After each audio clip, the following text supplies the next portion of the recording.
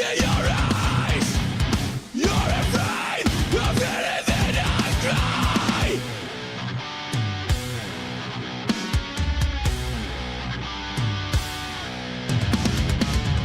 Making sure your steps lie on the ground.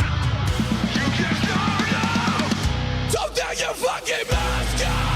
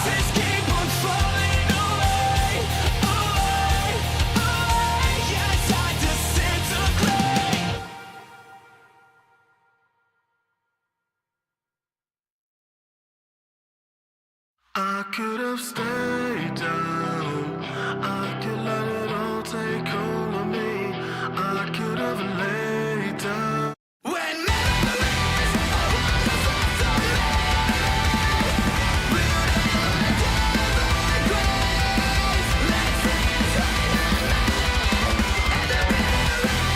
change the seasons way to exist in remembered ways. And I want washing away in the endless day. There's plenty of crimes in our Sunday lights. Moving on to do a world that's still. Throw me in the coldest drift, slowly in the moonlit drift.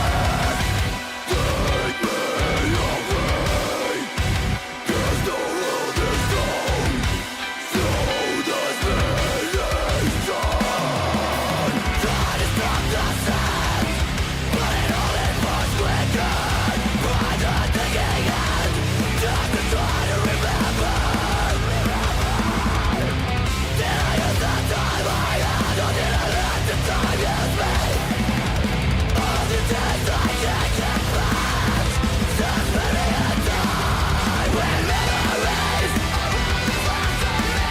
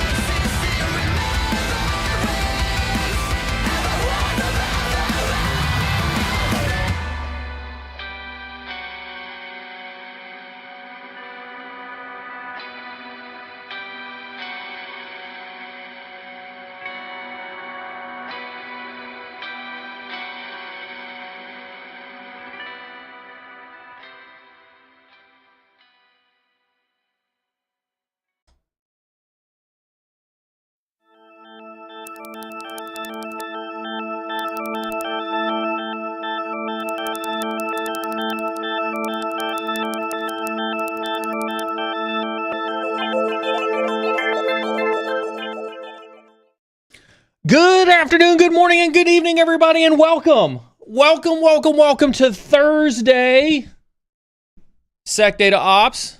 I'm gonna bring John in.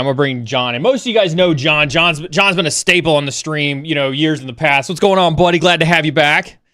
What it is, homie. Good What's going on?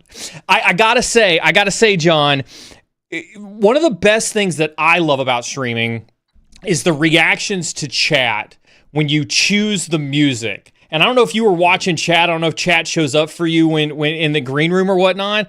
But okay, good. So you saw like everybody's reaction to the music. Like there was definitely like some. But surprisingly, I got a Slack from somebody at work who was like, "Neal, are you angry today? Interesting choice of music." I like it better than the rap, honestly. Yeah. I could definitely say I think chat is kind of split between the two because you've got some people who are like, they're all hyped for the rap morning musics, and then I've got a group that's all hyped whenever I do the metal music. So I'm kind of split between the two as well. I like them both, but need to go in between and play some shoegaze. I don't want to get DMCA'd. I gotta keep it. Yeah. I gotta search for the free stuff. True, yeah. I would actually pull out Korn. If I wasn't worried about getting, DMCA'd, I would definitely do some Korn. I hear you there. Yeah. I wouldn't mind that. Yeah. Cyber Enigma, SecDataOps hype. Thank you very much for the 7 stream streak. Speaking of SecDataOps, John and I are here today for this week's SecDataOps cast. So thanks everybody for tuning in. I'm gonna hit some rules real quick. I almost said some words. I'm gonna do some words, but I'm gonna do some rules first for some words as well. So first and foremost, obviously, keep chat free of any racist, sexist, misogynistic, elitist, or otherwise toxic behavior. We have a zero tolerance policy for anything, toxicity related, which is pretty much just kind of like the stuff that I mentioned there. We like to keep chat free of any of those things. And to that end, we do have moderators in chat. Huge shout out and thanks to our moderators. They keep things running smoothly across all the platforms that we're streaming, YouTube, LinkedIn, Twitch, and X. So huge shout out to moderators for keeping things running smoothly there. Moderators are not here to stifle chat by any stretch of the imagination. Moderators are here to keep chat free of racist, sexist, misogynistic, and elitist behavior, and to encourage you guys to chat with your fellow professionals in each of your respective platforms. With that being said, John and I have a topic that we're going to talk about today. But as with anything else, right, we get such a limited amount of time with John. And so if we hit on something, or if you want to ask us questions, we do ask that you drop your questions into chat at any point in time. Moderators will grab the chat questions, put them into a queue, and then at any point in time, randomly throughout the stream, you'll see them pop up on the page like below. We'll take them, we'll answer them, or we'll laugh at them, or we'll otherwise do something really, really fun with the questions or comments that get placed inside chat. That is one of the values that comes from this or any stream on this channel being live, is that you get access to folks like John and myself in real time, which means that none of the things that we are going to talk about here today is scripted by any stretch of the imagination. So who knows what it is we're going to say. Yeah. You just scared somebody saying that. I just scared somebody with saying that one. I promise you, we will at least be semi-professional in our stream today. That's what I can promise you today. So I think that's it for the rules, John. That's usually what I try to cover down the rules. I think so. How you doing, buddy? I'm good, man. How are you? I'm good too. For everybody who has been a longtime viewer of SecDataOps, John and I did a stream. God, John, I mean, it feels like it's been so long ago that we did this topic, and I can't believe it's taken us this time to come around to part two. But John, you and I covered down on a SecDataOps workshop idea that we had. We had started this idea, John, because we'd realized that like people weren't using security data the way that they needed to. This isn't query related. Let me make something incredibly clear, right? This is not query related by any stretch of the imagination. John and I, John's got an amazing amount of experience with AWS, with data engineering, data operations, specifically in the security realm. I've got a ton of experience building security teams, and what we found is that people were really, really, really screwing up data, right, John? Yeah, I mean, it's almost kind of like the security industry does it at a spite. Sometimes it feels like, where they just don't know how to operate with it, and it's like a pendulum of like centralize, decentralize, right? Like, what's that dumb meme format with the guy on the gatehouse on the castle? Yeah, like, centralize everything in the SIM, decentralize it, centralize it in the lake. But yeah, data be hard. Data be hard. Data do be hard, though. And John and I have differing opinions on this. John is very much in the camp of, you security people need to learn SQL, and I'm like, John, that's not realistic. I mean, I've come off of that a little bit. I always reserve the right to change my mind on opinions, and I don't know. I mean, I feel like we would need two streams to talk about what I really think about what we're doing to professionals in the industry. I'm talking about all access, right? On the different capability sets that people service, the different sub disciplines of security, as well as the different maturity levels and seniority and whatnot. And as a whole, as an industry, I think we're just failing people. So that's why I like doing the SecDataOps stuff, being able to talk to folks and just help them out, right? Because look, you really can't blame people who don't know. It's not like anybody was learning any of this stuff, because it's not like we had a huge data issue, not even a decade ago, really, right? Some people like to say that we did, but it's nowhere near as bad as it is now. Do you think that you think it was a decade ago that we were? I would argue. I think, in my perspective, the data issue started probably closer to, I don't know, 2019, 2020 that's where I think the data issue started. Yeah, I think that's fair. I would say maybe a little bit earlier. I think it was just a byproduct of, public cloud. As public cloud grew, obviously, more workloads are moving up there, more sources of logging, right? And we never really had that. Like, if you wanted logging in a ESXi environment, a Hyper-V environment, on bare metal, and a colo, it was pretty much on you, right? Like, Yeah. there was stuff like Sysmon and Windows event logs and different ways to get stuff out. And obviously you have Splunk kind of leading the way there all the way back in 2005, and then ArcSight and all those guys even before that, right? At the turn of the millennium. But I would say after CSPM kind of exploded, and then you had the big old security giants, not old as an antiquated, but older as like the more senior ones, Mhm. right? Palo Alto, Cisco, Checkpoint, and all those folks started to acquire cloud tech and cloud companies. That's where we started to see it, and now it's just rapidly increased about how much worse it's gotten. So that's where we have a security tool for Speaking everything. of cloud, John, you just reminded me, we couldn't have a SecDataOps or even a cloud-related stream if we didn't talk about the news this week. Oh, yeah. So, Chad, if you hadn't heard, if you happen to be off of LinkedIn, for any amount of time, Google has set to acquire Wiz. I would argue again, because they seem to have been on this roller coaster before, and it didn't work out well for them last time. But Google is set to acquire Wiz yet again. John, you have worked at a company that was attempting to be a competitor to Wiz. You thoroughly like what Wiz is doing. You're a huge fan of CSPM and just cloud security stuff. What is your take on Google Wiz joining forces? It was the right timing for both of them, for sure. Wiz is almost mythical, right? In a way that you never have seen before in this industry, where just, and there are people who talk about like, oh, is it all marketing? Is it all hype? I mean, first off, the tech and the vision was, they knocked it out of the park, right? Like the whole thing, agentless snapshot scanning, really commoditizing and doubling down on CSPM, expanding out the host-based protections, being able to protect SaaS as well as PaaS and public cloud at the same exact time without having to do cumbersome sort of agents, and just, the whole chic and mystique around it. You never seen anything like that. But yeah, I was at Lightspin where we were trying to compete with Wiz, and, that didn't work out too well. We exited to Cisco. I forget how long it was. A few months before I joined here. So I don't know, June, May 2023. Yeah, something like that. I built tech that Wiz has used, the Dream Team at IHS Markit when I was running cloud and offensive security there before we were acquired by S&P Global.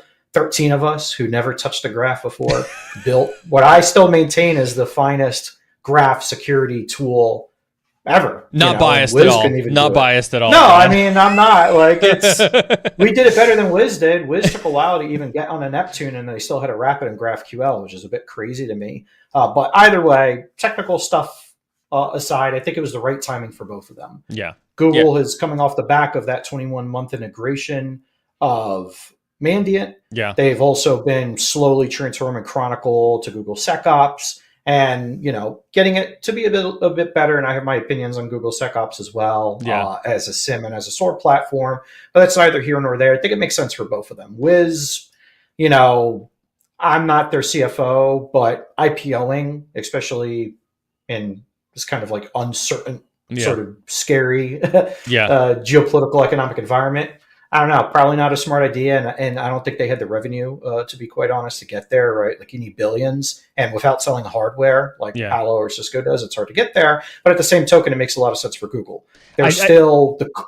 Oh, no, go ahead. Sorry. I was going to say, like, you speak of memes. You talk about memes, and I saw one.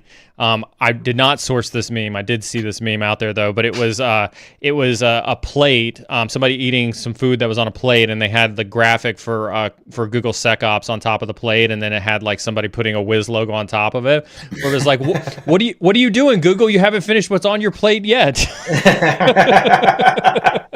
I mean, it's not wrong. There's a lot of stuff that's wrong with Google SecOps that I think they'll probably use this as an accelerator, because it makes sense for both, right? Not just from IPO versus not just from needing to deploy capital from Google's perspective, right? Because they've been sitting on a boatload of cash, and Google Cloud is like the most insignificant part of Google's portfolio, right? I mean, they make a lot more money with hardware, with the Pixel. They make a lot more money with pretty much everything else, right? Search, ads, workspace, Gmail, and whatnot than they do on the security and cloud side. but they're stuck as the clear number 3. I think, you look at any sort of analysis from like 451, from Forrester, from Gartner, from other consortiums, right? Be it security, DevOps focused, IT focused. It's always like, oh, GCP has anywhere from like 10 to 15% market share. Yeah. And they brought in a guy from Oracle to try to expand that. OCI's old CEO, I think, or business leader, however Oracle does it. So this helps them capture a bunch of useful insights about the other clouds. Yeah. It helps them get other cloud users at least to GCP. Because now if you're a full AWS shop, a full Azure shop, a full OCI, a full Linode, a full Snowflake shop, only using freaking Wiz, well, now you have to have at least one Google account. This deal's going to take forever to close. But let's be honest though. I think this is why I think SecDataOps is so relevant. There aren't a lot of people that only have one of those. Now, I mean, I worked at a company in the past where they refused to do business with a certain cloud provider because they thought it was competitive. But let's be honest, not everybody just has one cloud provider these days. Yeah, I mean, it's hard to, right? Especially when it comes to like the enterprise security side of the house. It's like, you're not going to go with AWS managed directory service. You're not going to, AWS is, they tried that, right? In like in the early days of cloud, right? Like, so 17, 18, 19, they tried it with Workmail. They tried it with WorkDocs. They tried to have Exchange compatible things to compete with Exchange, and just didn't work. Azure was super, super slow with Azure AD and now Entra ID, but I think M365 has pretty much solidified itself as like, there's hardly anywhere to go to have a complete platform. With this, Google gets pretty damn close. They tried with the Google Cloud Security Command Center. That thing was hot garbage. Yeah. And then on top of that, they charge you to use it. So it's like, I'm going to charge you to eat hot garbage. That's a crazy business prep to me, but okay. And my hate for anybody who upcharges security features cannot be understated in that whole conversation. Especially since it's just CSPM. I mean, like between Prowler, Cloud Custodian, Electric Eye, and even Scout Suite, you have 4 really, really formidable open source security tools that cover 3 platforms or more. I mean, with Electric Eye, I think I have up to 8 now, SaaS and public. Tony and Prowler aren't far behind me, but they're cheating because he has a company now. He's publicly funded. I'm just one dude, right? So, and that chat is the story of open source software right there. Yes, yes. But I don't know. It makes sense. And I mean, if you think of it, like now you have a dedicated IR MDR wing at Google with Mandiant. You have a dedicated SIM XDR-ish SOAR platform with Google SecOps Chronicle. Yeah. I still call it Chronicle. Yeah. You have now kind of like the leader in CSPM and, kind of cloud DevSecOps sort of things with a little bit of other, random bits and pieces with Wiz, that gives them a better vuln management story, right? Because Google didn't have a equivalent for Inspector. Yeah. Now they have a CTEM story. They didn't really have an equivalent with that. And then if you take the old stuff that was really hard to use in Google, like their web application security scanner, Google has a DAS tool that nobody knows about. Yeah. They have a really good WAF.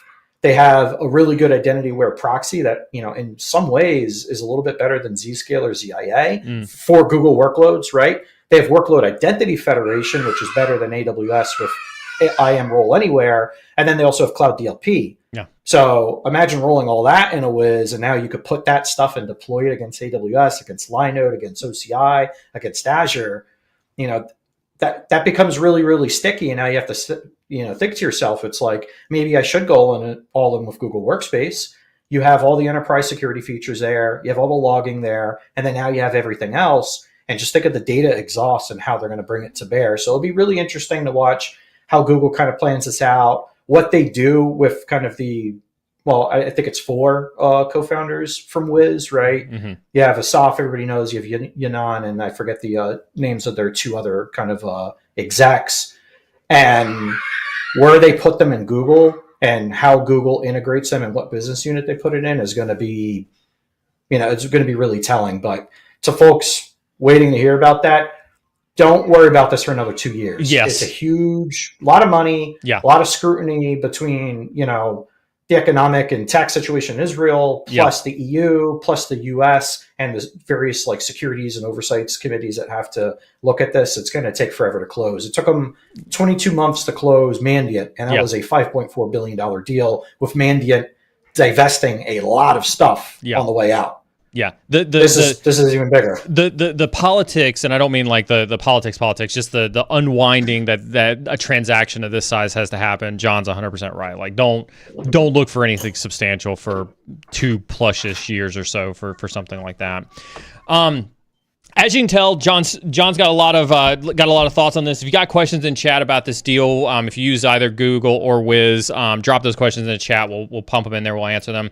John, I did want to get us back today in chat. Kind of a little bit off topic, but we're talking about the Google Wiz stuff. But a couple months back, John and I had sat down here and we had talked to you guys about a workshop that we had been doing for a lot of our clients called a SecDataOps workshop, where John and I go on site and chat with our clients and, try to help them see world where, the focus is very much heavily based on, security data, where that security data is stored, how that security data is used in security operations. And John and I created this 3-phase workshop that we've implemented now for several clients that kind of goes through and does an assessment, does some analysis, and then finally, writes a report that we end up giving over to our client, and basically, give them, a strategy and roadmap for how do they become a more SecDataOps centric type of organization. And John and I are both passionate about this, and that's why we wanted to come on stream and we wanted to talk about it, is because we think that this is knowledge that everybody can benefit from. It doesn't require a John or an I, although it certainly helps, and we're here to kind of help you, see and understand the world of SecDataOps a lot more. It's definitely not something that is proprietary to Query. It's definitely not something that, can't be shared with the rest of the world. And so that's why we've come here and we've decided that now's the right time. It's been a little bit longer than we wanted it to be, but John and I decided that now was the right time for us to come back and talk about kind of like phase 2, if you will, of the workshop, John, the analysis phase. Uh-oh. Well, I mean, it helps that it's relatively fresh in our mind. John and I just recently came off of an engagement with this, and so I felt like it was a good opportunity, John, for you and I to sit down and while it was still really, really fresh in our mind. So I'm going to hit you with the first question, John. We obviously came back from an engagement. We had processed a lot of information from this engagement. What was kind of that information download like for you? How did you kind of like start to like have that like, holy cow, this is what the environment looks like type of mentality in that engagement? Yeah, I think for this one, because we've done a few of these now, this one we did it really well, having kind of the shared doc, but then also me with my freaking sketchbook walking around like I'm a tax collector, right? Like that really helped. It's like processing the information as it comes in, right? Like, we were kind of, like we talked about in the first stream, like you have to be like part corporate psychologist, part like pro-sci, change manager, part intel analyst, right? Yeah. All source. So this time around, it wasn't as overwhelming, but like, most of the times it's like, holy crap. But all of them have a holy crap thing. So I think we were better prepared, but it was still a lot given the size of them. Yeah, I definitely always come back from these. And one of the things that I love about doing these types of consulting things, John, I don't know if you share this sentiment or not, and I say this on stream to chat frequently, is the things that you get to see when you go to other organizations and see how they're doing whatever it is you happen to be consulting on, it gives you a greater appreciation, I think, for just how different security is for most organizations when you get to see the nuances from company to company. Yeah, no, I do enjoy seeing that, because even we learn from time to time, right? Like where it's like, oh, they might have a certain way of collecting logs, of processing things. I might use certain tools in certain ways, or they might have held on to like what you might consider legacy tech to be like, oh, wow, like, they really operationalized around it. I definitely like that. What do you do when you come back from these? Because like, I didn't even look at the notes. It was 3 days before I even looked at the notes. Like processing just the sheer volume of information that we took in, was immense, right? And so like, I didn't even look at the notes for 3 days. I just kind of like processed everything. Yeah, no, same. I mean, like I touched on, we did a better job for sure of this one. I feel like every one we do, we say, "Hey, this is our best one yet." All right, but that's the fun part about it. Yeah, we learn so many different ways to ask this question. So let's kind of talk about that. Let's kind of talk about that a little bit from an analysis perspective. I think what's hard to convey to chat sometimes, and let's see if you can do it, John, is we have in our head these decades of experience of doing these things that we've done, and somehow we need to come into an organization and we need to ask questions of people to pull information out of them that helps us to see the picture that we're trying to solve for. So what is your thought process as we're sitting there interviewing somebody, as we're sitting there interviewing a SOC analyst or a threat hunter or an intelligence person or a CISO or whatever the case is? What's your thought process in terms of how do you interview them to get out the things that you're trying to get answers to in an engagement? Yeah, no, that's a great question. I think it's trying to phrase it in a way that they understand, right? Because like we talked about in the first stream, you end up talking to everybody from the CISO, deputy CISO, down to like boots on the ground, tier one, quote unquote, or level one, or, triage folks. So it's really just trying to contextualize the questions around what they do day to day, but asking it in a way that like it just kind of makes sense for them to answer. And also asking things that are relevant to them, right? Like obviously, and that this is more than just like, don't ask the triage guys, like how CTI develops PIRs as a CTI team. But at the same token, triage, CERT, threat hunters, CTI, red teamers, insider risk people, they're all going to have like their different workflows and whatnot. Mm-hmm. So it's all about trying to ask stuff that's going to be, relevant to them in a way that might be familiar to them, if that makes sense. And that takes a lot of finesse, honestly, and doing it a lot. And it's helpful having you there. And we had a special guest with us too, right? We had one of our sales reps, not sales reps, sales leaders with us. So having the three of us with our collective experience kind of like riff and ask questions. And it's also two-way, right? It's not like an interrogation where they sit down and answer it. It's, a lot of times they'll be like, "Hey, what the heck does that even mean? Why'd you ask me that?" I do like the "why did you ask me that" question. So, right? Like, like, wait a second. Yeah. Why? Why do you want to know that? Yeah. Who have you been talking to? Yeah. And I think that kind of speaks to what CyberTies is asking here, right? Which is about bouncing, giving each other pointers or how to digest information or things like that. Because I do think that there's it is one of those things where it's almost good cop, bad cop-ish when John and I are in these rooms, where it's kind of like I'll hear John going down a line of questioning and it gives it. This may sound terrible. This may sound highly manipulative. If it does, I apologize for this. Kind of, not really, hashtag not sorry. When John is asking questions and the person we're interviewing is answering, I get to put on a very analytical hat and listen to those responses. I get to watch the body language of folks around the table who are responding to questions. And it kind of gives me an opportunity to see, are there other threads that I want to pull on? Does somebody leak something that maybe they didn't mean to leak? And I don't mean that from like oh my God, you told us something secretive, but did they say something? And you're kind of like, well, hold on for a second. If I dive into this, does this get me an answer that I didn't have access to before? And so it allows you to kind of play off of each other and have that like good cop, bad cop type of mentality during that interview process. Yeah, no, definitely. And the other way, it's just direct feedback too, because as we come from here, sometimes we don't have a lot of time with the folks we might be interviewing, right?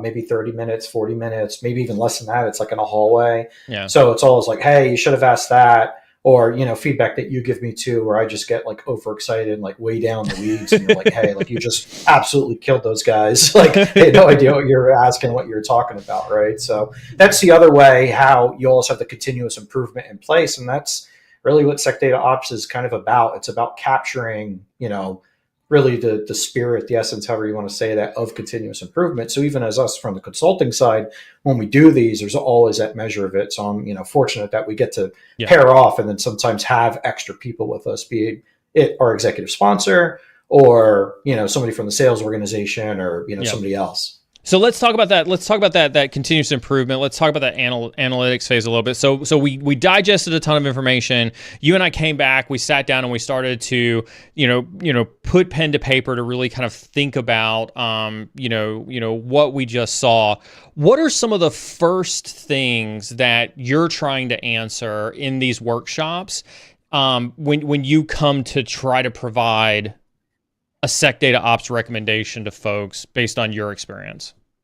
Yeah, no, for sure. We touched on this in the first stream. It's been so long. You should definitely go rewatch it. I need to go rewatch it, right? Because, maybe I've changed my mind since then. But the whole, kind of my go-to saying, right, that I got from my old boss at IHS Market, the what, the so what, the what next. Anytime we're brought in to do one of these, there's a reason, right? There's a what. It's like, hey, we're migrating from SIM to SIM to lake. We want to improve our detection engineering capabilities. We want to improve our intelligence processing and dissemination capabilities. Whatever it is, it's like going to re-review that. Mm-hmm. First off, it's like that what and the so what, like, all right, what are the pressures, right? Is it, internal politics? Is it cost? Is it maturity? Is it post-blast from an incident? Whatever it is, it's like, did we answer that for them? Did we find out enough information about that?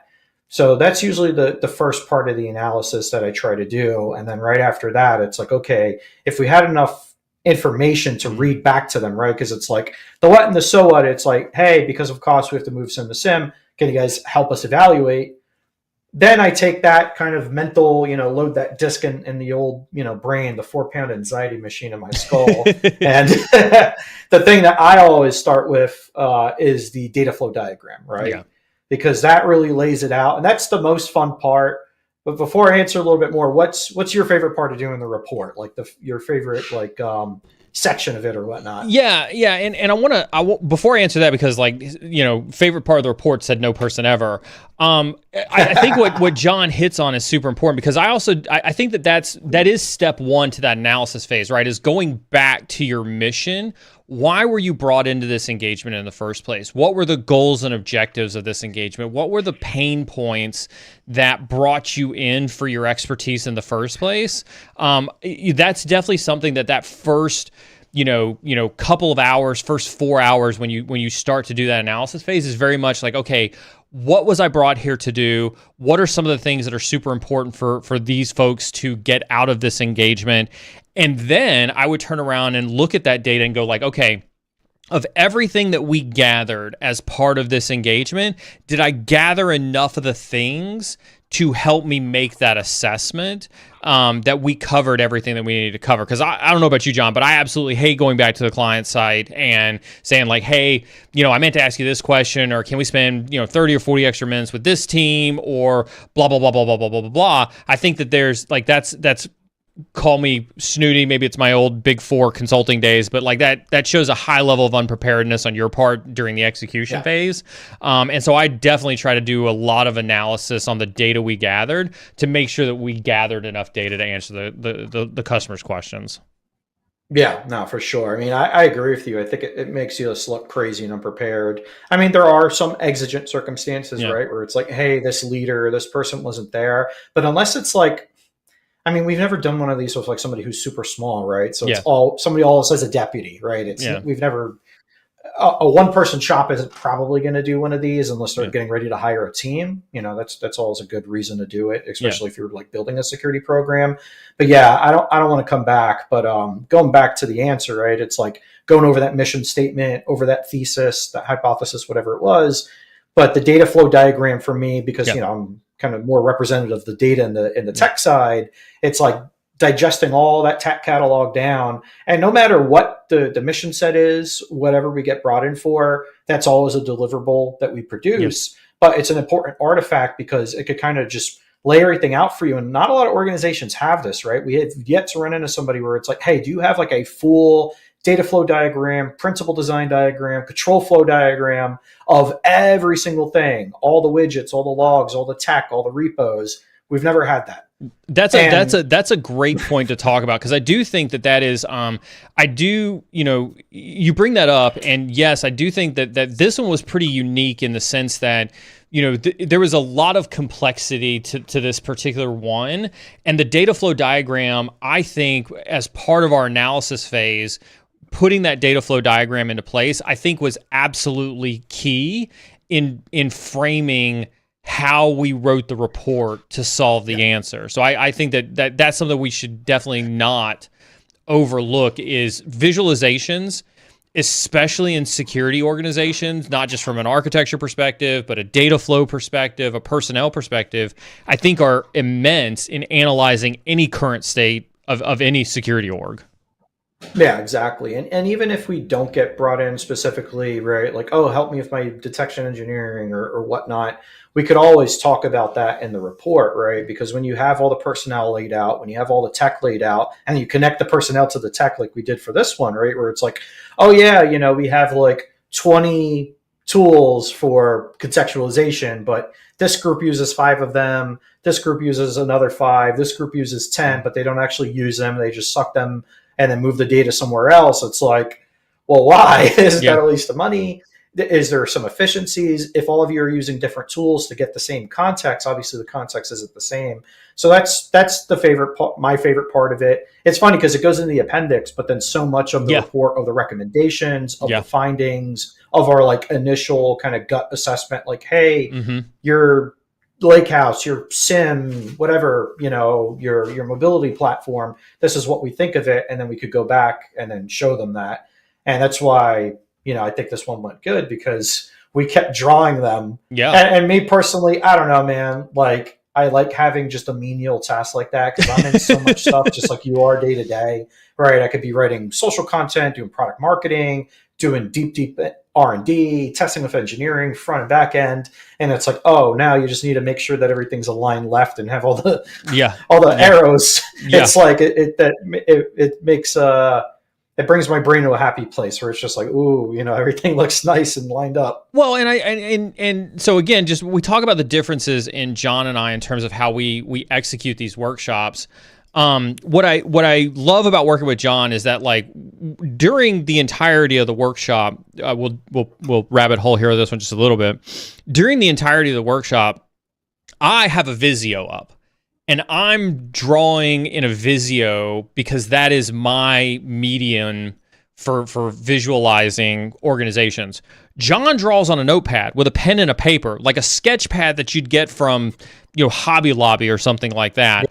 Exactly where I got it. What is it, John? What is it about you that feels that is a better medium for you to visualize? You know, whenever we do these engagements, what is it that makes that a better medium for you? Yeah, I think this goes to like adult education theory, right? But I've always been I don't know what you would call it, but I'm better at it now, like when somebody talks about something, but really for me to like actually download it into my archives to, you know, write that iceberg table in my mind, I have to write it down. And you know, I have old notebooks, like when I was just a project manager, or then a product manager. Even when I was first running cloud and offensive security, I was just writing everything down and having that kind of tactile, you know, brain muscle connection, whatever you want to call it. Yeah. I don't even know what to call it. It's just for me, that's what helps me, you know where to put things around. But then also, it also shows where there's blanks, right? Where I could like write it out of memory. I'm like, oh crap, like there's a whole blank spot here. We probably didn't ask enough questions. We didn't ask enough things.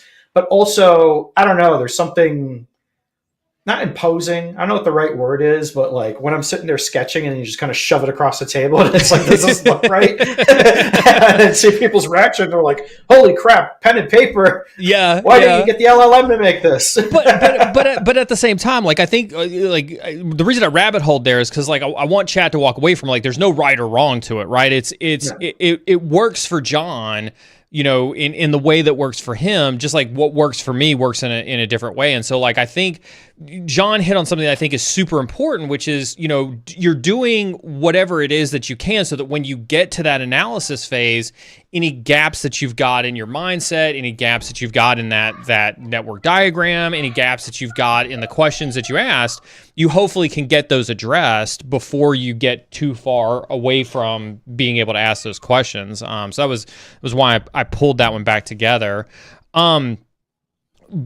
So we spent some time. We did the diagram. We started to analyze the data. let's talk a little bit about the way that you consume the data so that you can make the recommendations that you want to make, right? What are some of the things that you're looking for? Like, I don't know. I'm asking this question because obviously I'm trying to ask it in a way that doesn't make it sound like it's something that I do. But obviously I've got my expertise. And so I'm looking to give assessments and recommendations based on my expertise. And so I'm looking at that data and I'm analyzing it in a way that allows me to highlight the recommendations that I want to make. What are some key technical values that you're looking for that kind of triggered you like, aha, this is a recommendation I would make. Aha, this is where your strategy is incorrect and this is where I want to move you to. What are some of those technical things that you're looking for in that analysis phase that help drive those recommendations that you give to clients? Yeah, for sure. I mean, the most important part of SecDataOps is the ops piece, right? And I ask a ton of questions about that, right? SLAs, SLIs, SLOs, KPIs, with regards to data or across the entire security org? With regards to data, but also of security as well, because they have to be in lockstep, right? Like SecDataOps is all about enabling security outcomes, better decision support, better decision making, tuning false positives, true negatives, whatever it is. It has to relate to the data. So when I ask these metrics-based questions, it's, about the data too, but then it's also the understanding and how close they are to operationalization, right? Because no matter what the what and the so what is, whatever mission we get brought in for at the end of the day, they still need to buy into SecDataOps. I mean, that's why it's called the SecDataOps workshop, right? Like they understand that it's like, hey, about interoperating those two, having them on kind of the same level plane. So that's what I look for a lot, as well as articulation of the tech that they have, right? And it's not so much like, oh, you guys don't use the latest and greatest data lakehouse table format, right? Like you're not using Delta Lake, you're going to die in the streets. It's none of that. It's more, is there a clear articulation for why a tech was chosen? Yeah. And also, is there like duplicate, triplicate of tech? And we've seen that a lot. Yeah. And sometimes just like, for bigger companies that might grow by M&A, that's one thing where like, yeah, it's not too uncommon to find that they have multiple data repositories, right? But at the same token, sometimes tools are brought in for POCs by different leaders, by different teams, all trying to solve the same thing. So those go into my recommendations, not just, obviously there's going to be tech recommendations, right? When it comes to data temperature, data utility, data retention, all stuff that we'll probably talk about in the time that we have left. But then it's also like, hey, you're missing metrics. You don't know how much data actually moves here. So you can't clearly, so if you don't know that, then why are we talking about cost, right? So it's just trying to like, I like out the recommendations. I like one thing you said there, and I want to highlight that for chat. Just was you pulled my line out. You pulled my line out of that one. Just one. You had said like, we try not to chastise folks that we do this workshop with based on the technology that they've chosen. Every piece of technology was chosen for a reason. I think part of the analysis, and I think what makes what it is that we do so critical, is that we don't do judgment based on what their decisions are. We either try to understand so that we can help them make better decisions, or see what we can plus one on top of these decisions. Would you agree with that? Yeah, no, definitely. I mean, that's the freeing part of doing, even though we're doing this like as workers, right, for our employer, it's not so much that we're doing it trying to steer them towards using our tech or whatnot. And I think that's where people run into trouble with the big four or other consulting companies, right? And I get it. Look, people have to make money. But a lot of the time, these workshops, these assessments are predicated upon, they probably have a channel partner that gets them a discount on like a specific SIM or an EDR, right? So they're always trying to gamify the recommendations. For us, it's like, I honestly couldn't give a crap less as long as you're able to fulfill SecDataOps mission sets with your tech. You could use Logarithm, you could use Splunk, you could use Sumo, you could use S3, you could use Azure Blob, DuckDB, Snowflake.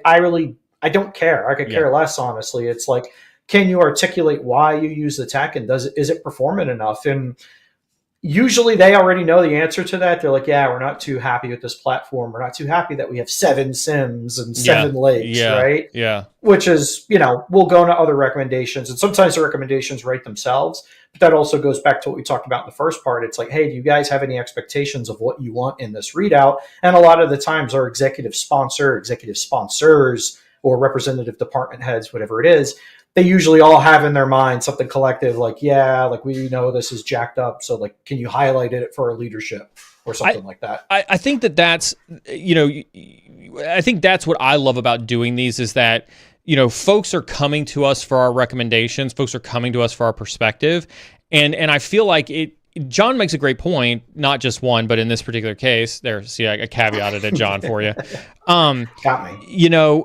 We have to build a lot of trust, John and I, to where we're going to be able to give them an opinion that isn't directly tied to a technology recommendation simply because they brought us in as part of query.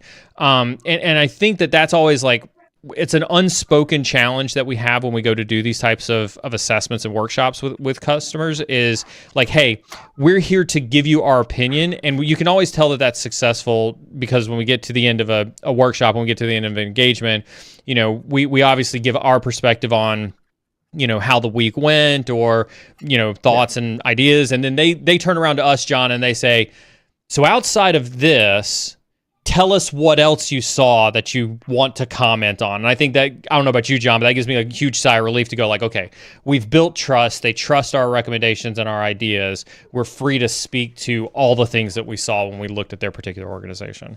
Yeah, definitely. I remember us talking about it, and I deferred to you on a lot of it, during the engagements, well, so the last stream about talking about kind of like the organizational op tempo, the psychology, the geopolitics within a company, right? Not like, again, who you vote for, but like what makes a company tick. Yeah. And that's huge to me, even in the midst of the engagement, not just at the end when we talk to our sponsor or sponsors, but a lot of times, it's good when people know we're there and they're like, hey, like, can I talk to you guys for a second about like this one thing? And to me, it's a huge sigh of relief, right? Because the last thing you want to do is go on site and everybody's like, wow, this is just a massive freaking waste of time. Yeah. At least nobody's told us that to our face. Well, we can keep living that dream as much as we want to. We keep living that dream. Yeah. So John and I have tried to articulate analysis as best we can. Obviously, we're trying to obviously do so without tipping our hand too much about, engagements that we've been on and customer specific problems. But at the end of any of the analysis always comes recommendations. John, you are very, very opinionated when you write recommendations. I think anybody who's ever seen you on stream sees how opinionated you are. What is it? What do you think are some of your most stringent, you must do this to be successful at SecDataOps? Yeah, I mean, like I touched on before, right? It's like metrics, like, metadata, not like just metadata from like what catalog do you use? But before you make any decisions, right? It's like, what data do you actually care about? And I mean that from what are your PIRs, if you have any, right? Your priority intelligence requirements. What's your threat environment? What do your responders, what do your defenders, what do your red teamers, however you call them in the organization, like, how do they perform? What are they looking for? Do you have the metrics around like, hey, this data source has this much data. Yeah. This is the normal latency. Here's what we consider anomalous. Here's how we, actually stack rank the effectiveness, the efficacy of our controls, of our detection and engineering. Here's all the related KPIs and, SLAs that we have to care about. Like, we want to make sure that this thing has 9 nines of durability, or you want to make sure that, the latency is no greater than 15 minutes, or when we write to it, there's a bunch of things that go, and it is hard to answer it, right? Because it differs from organization to organization. But at the very least, they need to have kind of that top level strategic, like, well, why the hell are you writing 100 detection playbooks? Like, do any of them matter? And it's like, oh no, we're just playing MITRE attack bingo. It's like, well, stop that. That's dumb. But at the same time, it's like, oh, we want to do a SIM migration. We want to move to a lake. We want to move back to a SIM. We want to go another SIM. It's like, okay, cool. What are your data volumes? You go, oh no. And it's like, well, the recommendations write themselves because you need to know these things. And then again, some of the more recommendations at like the operational level, it depends what we get brought in for, right? They're like, hey, our detection engineering story is a mess. We're obviously going to write a bunch of recommendations around there. But for me, my no nonsense ones are like, you got to be able to operate with this data. So to do that effectively, you have to understand what it is, where it is, I think, does it bark, does it jump, does it quack? I think it's fair to say we've not done one of these where the security team has zero concept of any metrics surrounding their data. Yeah, I mean, everybody has an idea, but we've never seen it done 100% ironclad. And it's hard to do it, right? Like, and we tell them that. It's like, hey, these are some of like the kind of recommendations we give everybody, just so you're not surprised. And that's why we do multiple readouts too, right? Like the unofficial end of engagement, how's the week? Yeah. We do our nightly ARRs, after action reviews.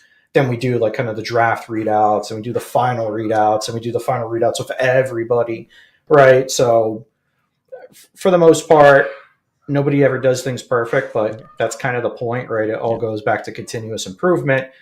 But I also like being very pointed with the recommendations because, well, it's a recommendation. Like, it's not just like, oh, define metrics. Yeah. It's like, thanks, genius. No crap, define metrics. It's like, what metrics? Why? Yeah. And that's why we ask the questions we do. So we're able to articulate. It's like, hey, this is why you need to know the control flows. This is why you need to know your throughput and whatnot. And it all stack and relates, which is why we talk to so many damn people in security organizations, even to the point where, again, they're like, why are we talking? Yeah. Why are you asking us about PIRs? Why are you asking us about, how much detection content you have? Why are you asking us about MITRE attack? It's like, trust me, this is a secret tool we'll need later.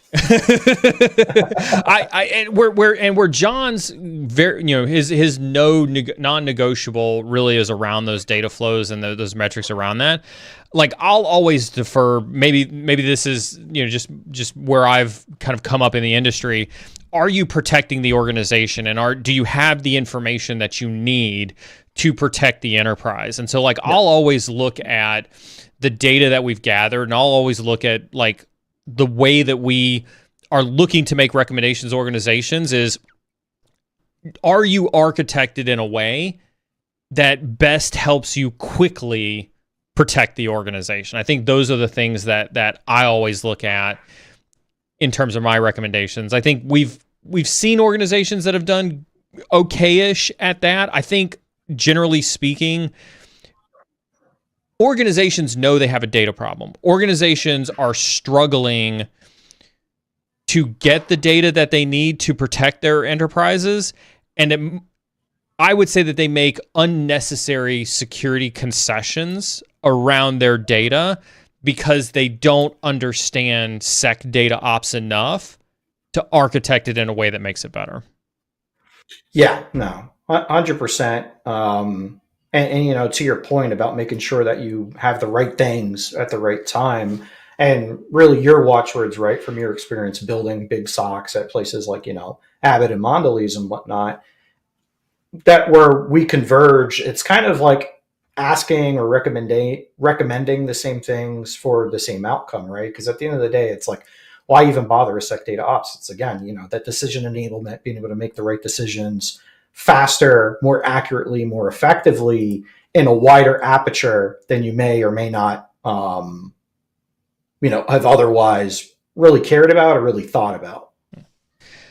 So that's roughly it from an analysis perspective. As you can see, John and I wanted to kind of come together and kind of talk through. I know it seems very esoteric, but on the analysis phase, there's a lot of, this is probably, when we think about consulting, this is probably the most artful part of what there is to do in consulting, because you're being asked to, and I mean, I would tell this to a level 1 analyst or an associate at PwC or something like that, is that, you're going to be asked to make some judgment calls based on your experience, based on the data that you've got around you, because people are looking to you to be an expert.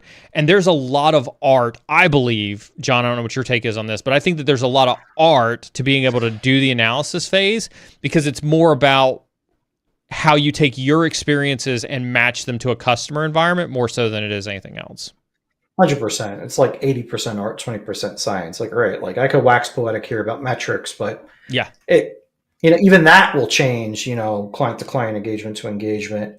But the analysis it's the most exciting part, right, for both us and the end consumer of the report. But it's also the most difficult, which is why, like we talked about earlier, having to take like 3 days, a whole week before we even looked at it.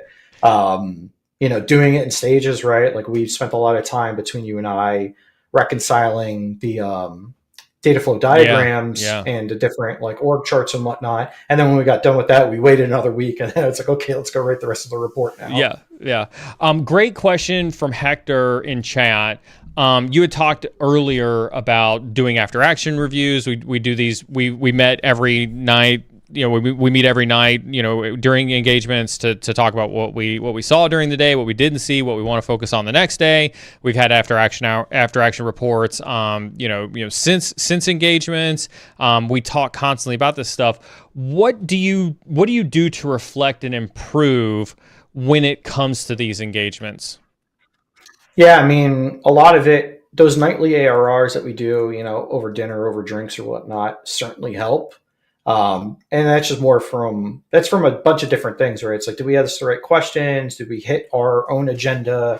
Did we ask too many questions? Did I yap? Did I say something crazy? I scare the customer again. But it's also at the end of the report, right? Like when we're writing them, it's like, I think you get a feel. And again, it's like really hard to get ironclad, like, I'm done with improving, right? Because every place is so different. But it also depends on the feedback. So I look almost towards the customer to almost give us free advice, right? Where they're like, oh, you talk too much about this. You didn't ask about this. You put this in and whatnot. But then it's also other folks, right? Like when we read in the sales, the GTM team, the customer success team, kind of post engagement, right? And getting their take on it to hear like, oh, why didn't you guys ask about this or whatnot? And obviously they have their own agendas and so forth. But definitely just, commiserating with you over it, looking over the notes, trying to improve, the small little improvements, right? Of like, this time I brought a bigger notebook, right? Before I brought like a little tiny thing. This time I had the whole damn You did. You had the whole. You had like the big like Central Park, New York sketchpad thing going on this one.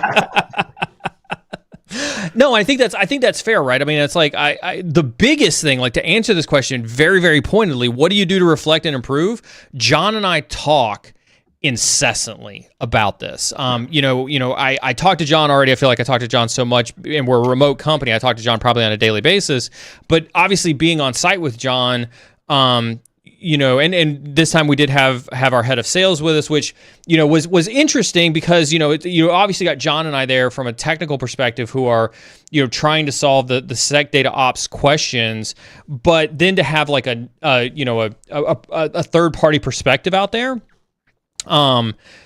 It was very interesting to have another voice to bounce off of. And so I'd say communication, talking, not being afraid to share what worked, what didn't work. John,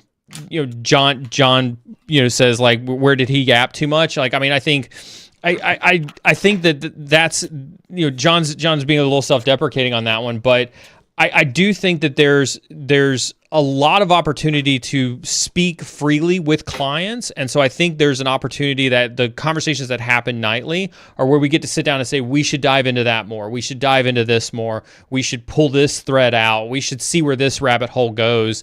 And that leads to more and more meetings. That leads to more and more data. That leads to more and more opportunity for analyzing the scenario. Exactly, yeah. And I look towards Neal as the elder statesman because, he's physically older than me, but he's done this a lot more, right? Like my consultancy experience was limited to being a technical account manager, a TAM kind of, I better not call myself a solution architect, but I was a better SA than some of my SAs. And,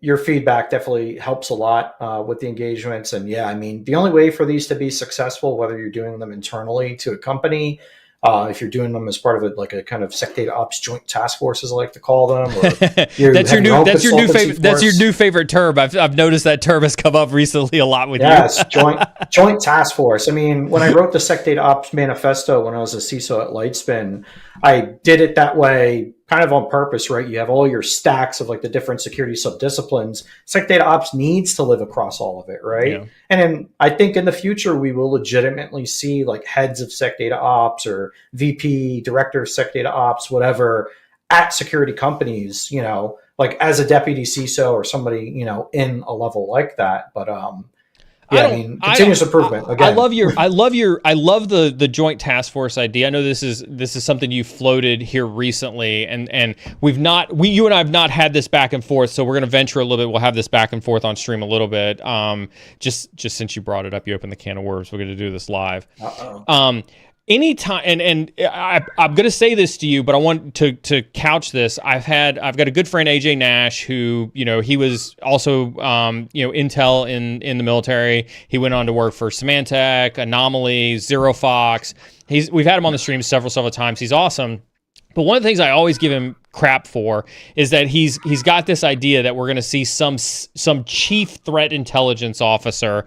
And so you said something that hits a nerve with me whenever somebody says, "Oh, we're gonna have a chief SecDataOps officer," you know, that spans across the. I'm like, no, we will. I think that we will never have an individual who is tied specifically to SecDataOps. I think that my perspective on this, and I bring this up because I want you to fight me on this one, bro.